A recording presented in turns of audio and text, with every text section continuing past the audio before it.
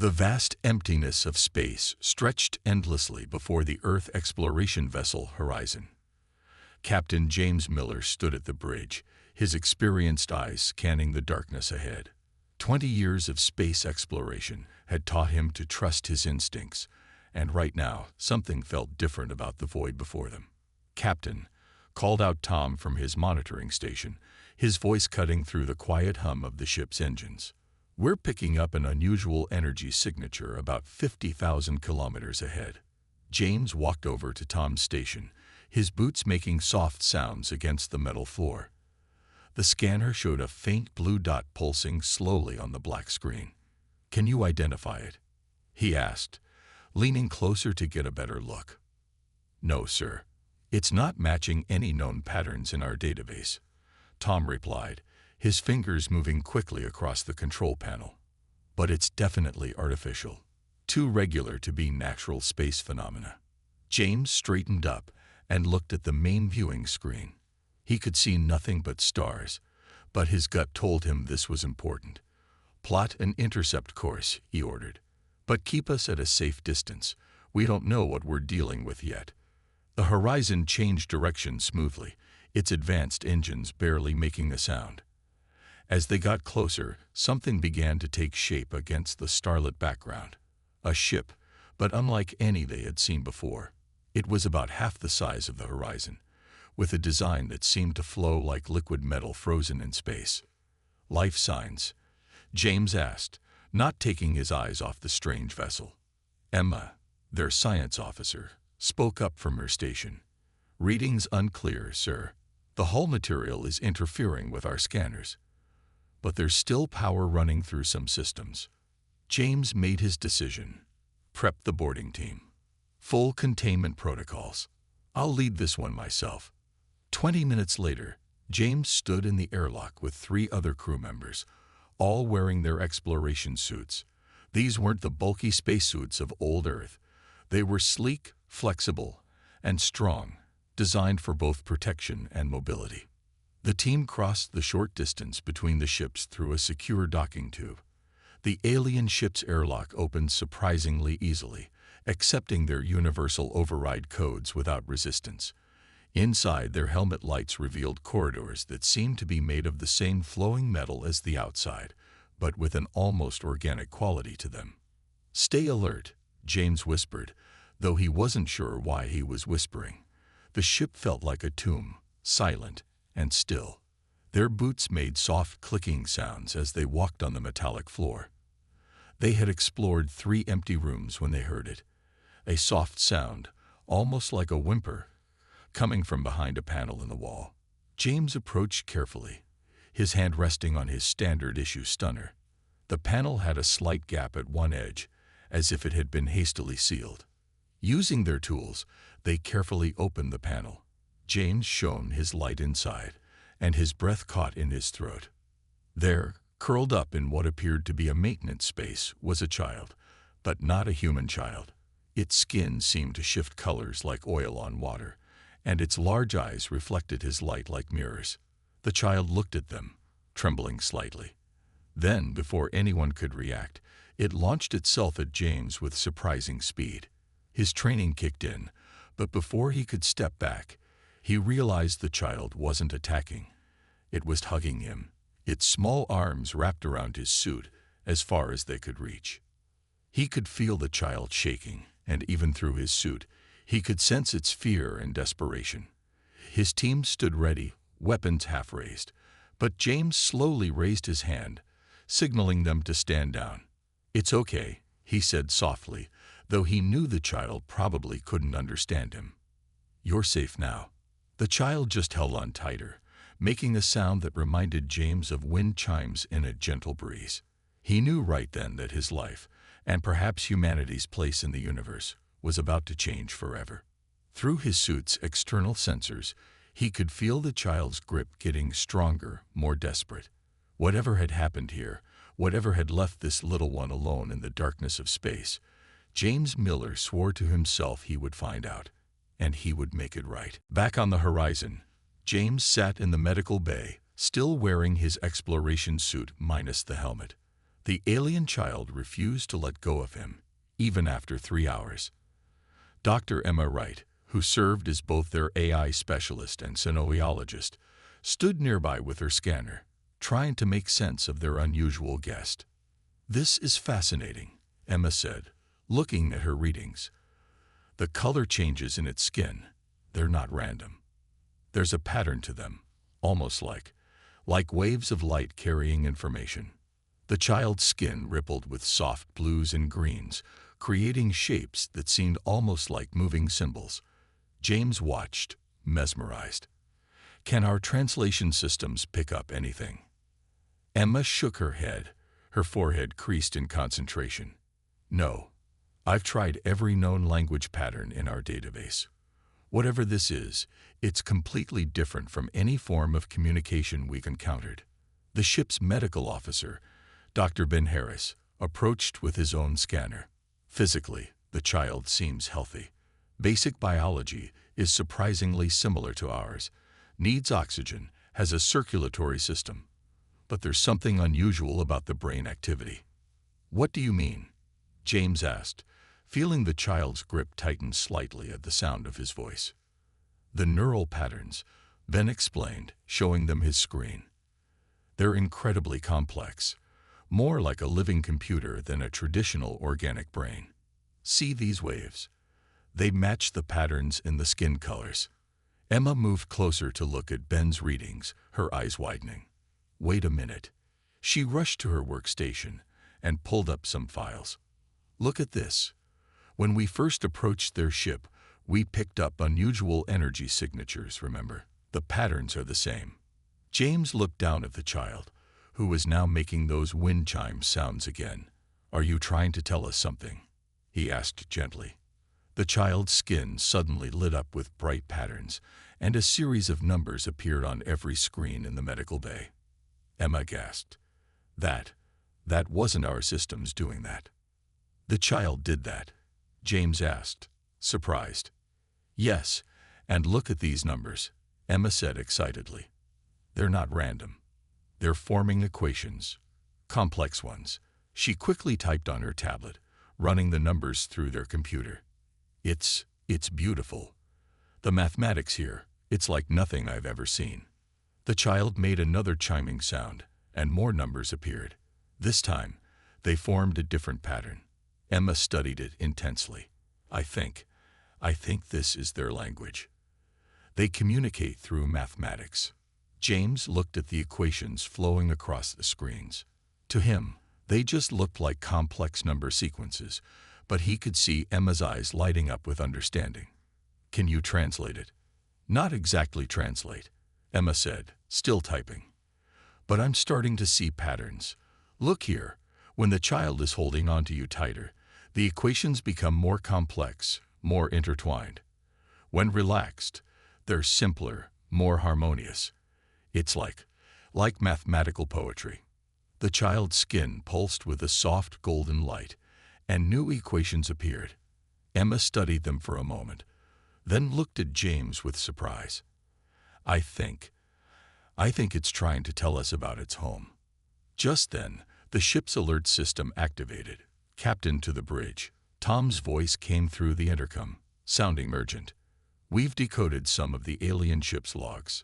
Sir, you need to see this." James looked down at the child, who was now glowing with a deep purple color. Something in those mathematical patterns seemed sad, almost frightened. Whatever they were about to learn from those logs, James had a feeling it wasn't going to be good news. "Keep working on the communication," he told Emma.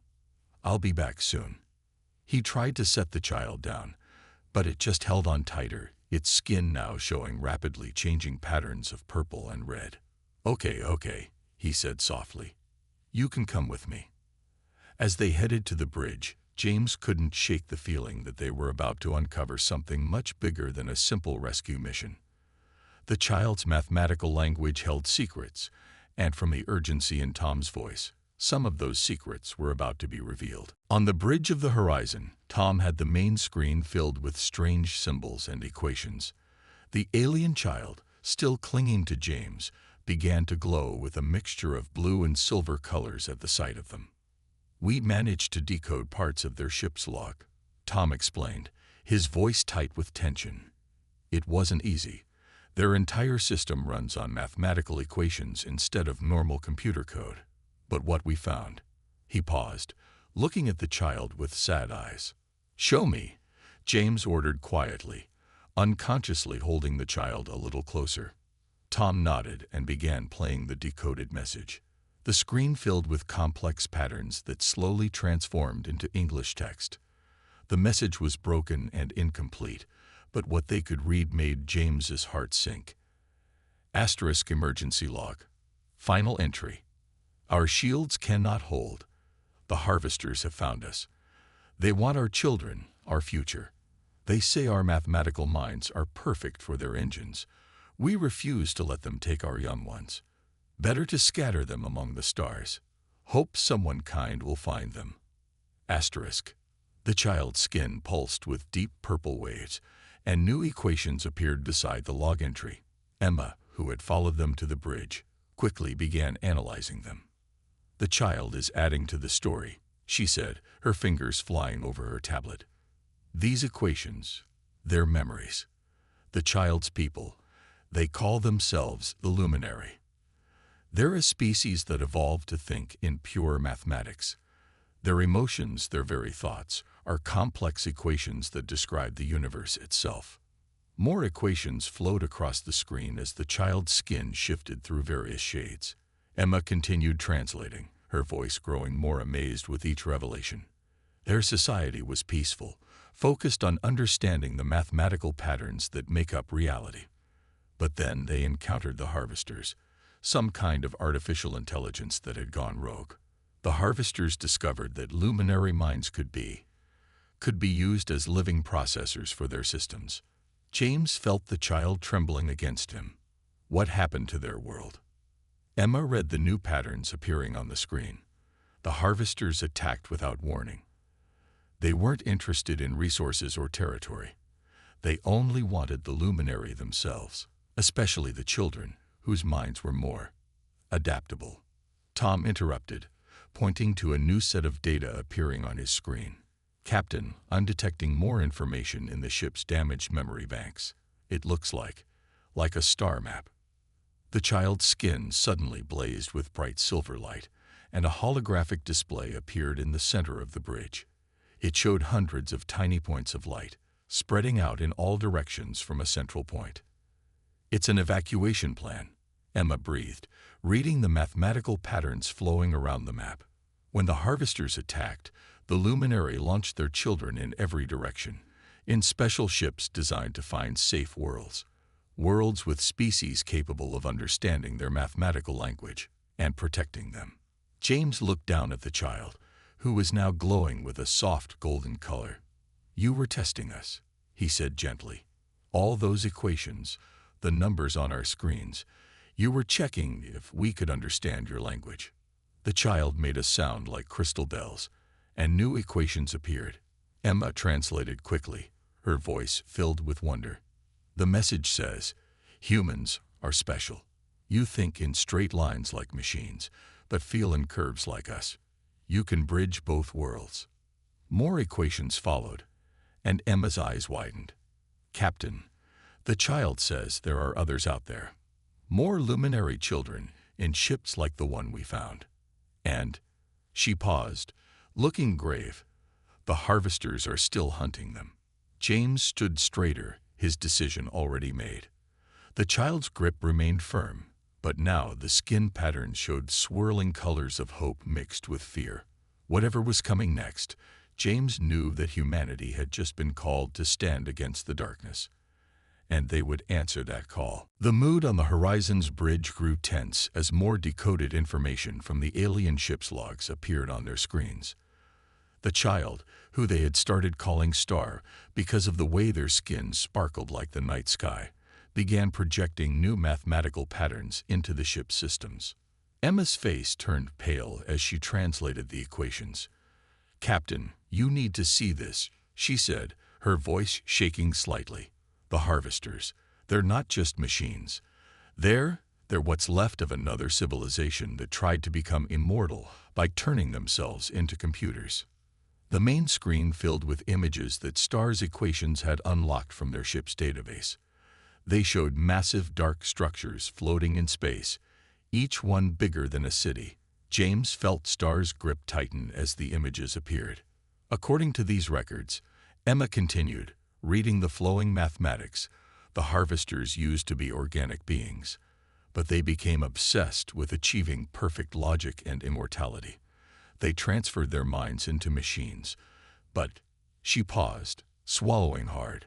They lost something in the process. They lost their ability to feel emotions, to understand beauty, to appreciate life itself. Tom spoke up from his station. But what do they want with the luminary children? STAR's skin pulsed with dark red patterns, and new equations filled the screens. Emma translated quickly, her eyes widening with horror. The harvesters discovered that they couldn't truly understand the universe without emotions, without the ability to think in both logical and creative ways. But they couldn't go back to being organic. So Emma's voice cracked. They started hunting species that could process both mathematical and emotional information. The luminary were perfect. Their mathematical language contains both pure logic and pure feeling. James looked down at STAR, understanding finally dawning. They're not just hunting them, he said quietly. They're trying to use them as processing cores for their machines.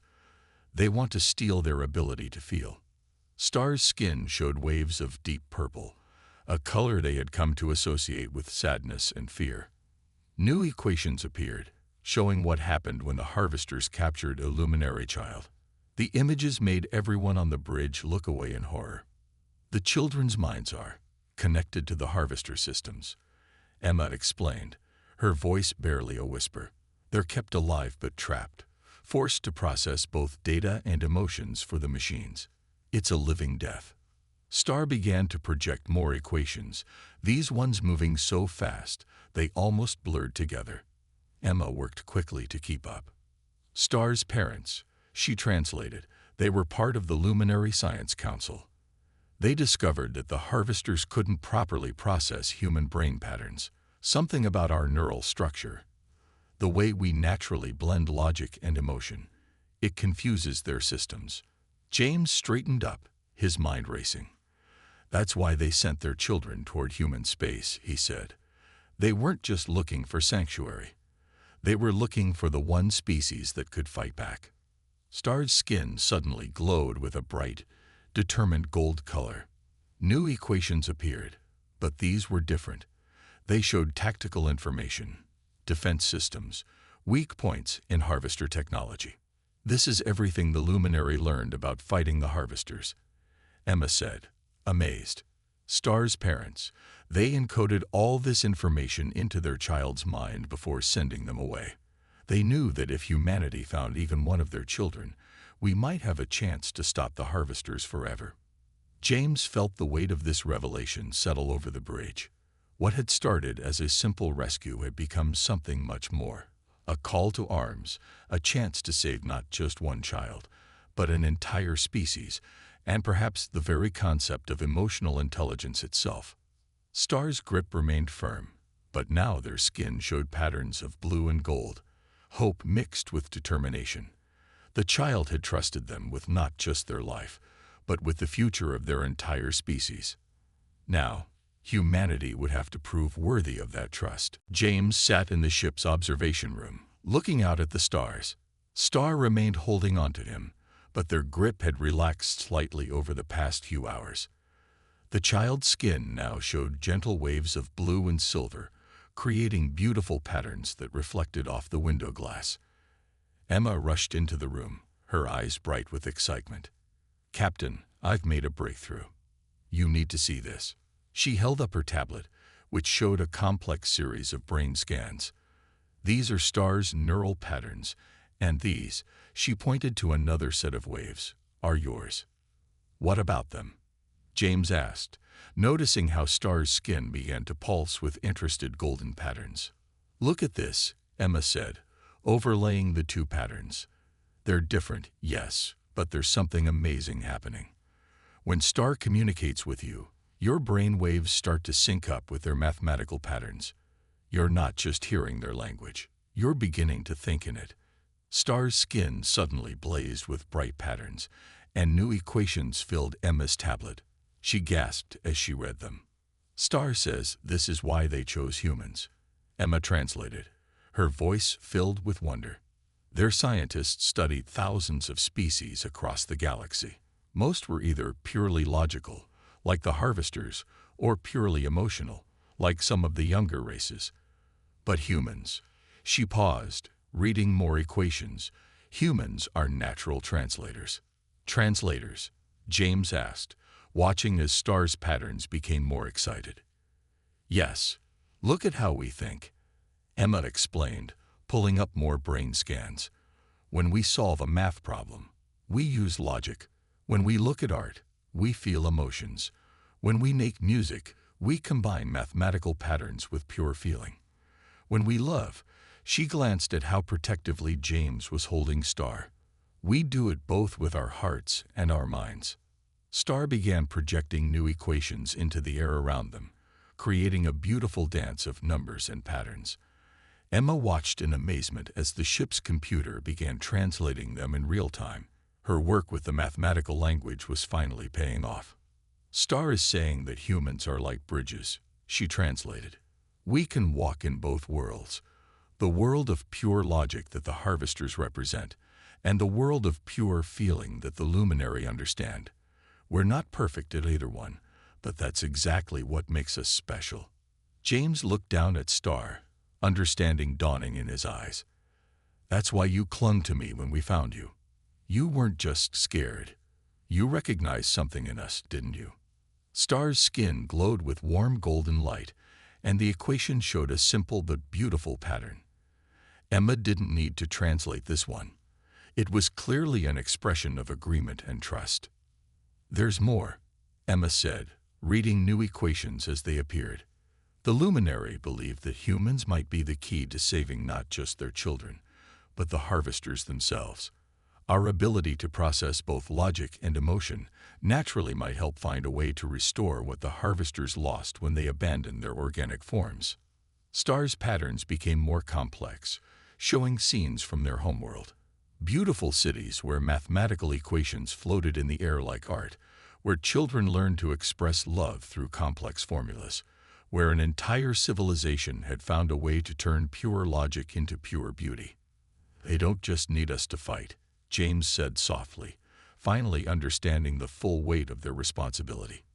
They need us to teach, to show the galaxy that logic and emotion aren't opposites, they're two parts of the same whole. Star's skin showed a pattern they had never seen before, a perfect blend of all colors, creating a harmony that seemed to sing with both mathematical precision and emotional depth. In that moment, James understood that humanity's role in the universe was bigger than anyone had ever imagined. They weren't just soldiers in a coming war. They were guardians of a balance that the galaxy desperately needed to restore. The Horizon's main conference room was packed with crew members. Captain James sat at the head of the table, Star still holding onto him, while Emma displayed the latest data on the main screen. The room was silent as everyone processed what they had just learned.